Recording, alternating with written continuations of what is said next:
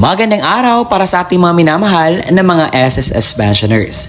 Sa araw po na ito ay nakatanggap tayo ng komento galing po sa ating mga tagapanood at bigyan po natin ito ng kasagutan nang sa gayon po mas maliwanagan ang kanilang isip patungkol po dito. Ang kanyang tanong ay, kailan mag-file ng AKOP? Pag malapit na ba ang birth month ng pensioner or any month of this year? Thank you. Tapusin mo ang video na ito hanggang sa dulo nang sa gayon po mapakinggan mo ang sagot patungkol po sa iyong katanungan. Attention mga minamahal kong SSS pensioners, ang content ng ating vlog ngayon ay sino ba ang dapat magpaakop at kailan ba dapat magpaakop. Ang importanteng announcement ay dapat niyo po mapakinggan. I will make it clear to you na sa ganyan po ay hindi na paulit-ulit na magtatanong ang ating mga minamahal na mga SSS pensioners.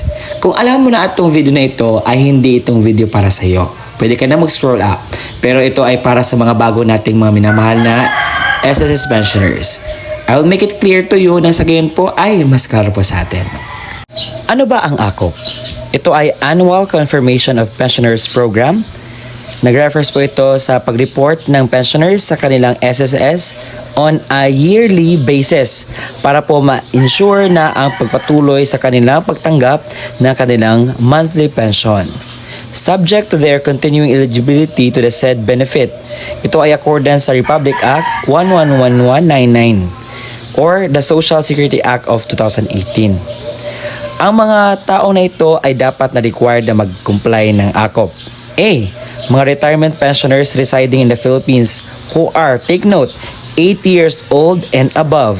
Ito ay nagsisimula noong March 2024. Pangalawa, ang retirement pensioners residing abroad.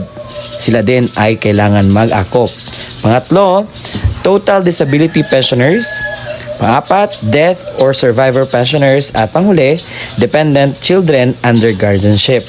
Note, ang retirement pensioners residing sa Pilipinas who are 80 years old may be required to comply AKOP with the program under certain circumstances as determined upon notification by SSS.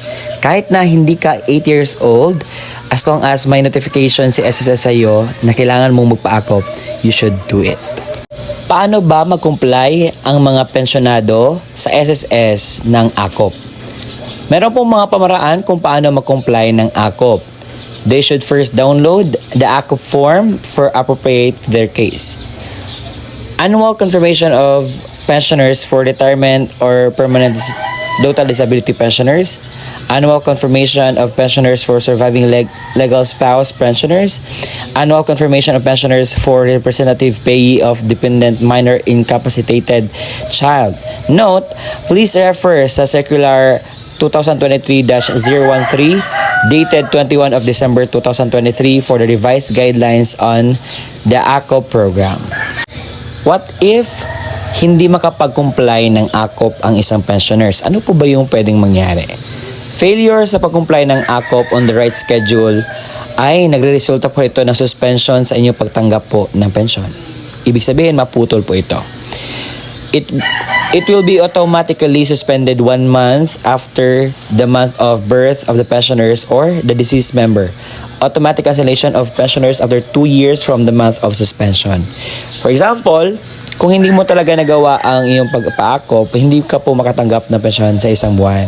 So, kailan ka po makatanggap? Kapag makomply mo na po ang sinasabing AKOP. Dahil inaalam ng SSS kung ikaw po ba active or inactive na.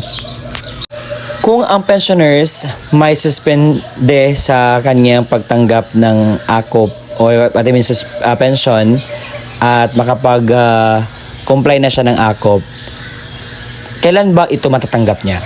Resumption of pension shall be within 2 months from the date of compliance of the pensioners.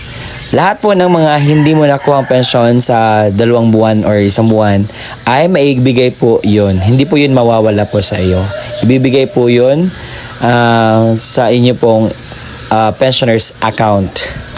So, kailan ba mag-file? Ang pag-file ng AKOP ay ginagawa taon-taon tuwing birth month ng pensioners. Simula noong Marso 2024, mandatory ito para sa mga retirement pensioners na 80 taong gulang na sa Pilipinas. Nakatira sa ibang bansa, total disability or survivor pensioners, maaari itong gawin 2 buwan bago ang inyo pong birth month. So pwede kayo mag-advance na gagawin ang AKOP na ito. Paano ba mag-file ng AKOP? Pwede pong personal representative magpunta sa pinakamalapit na SS branch. Dalhin po ang mga requirements.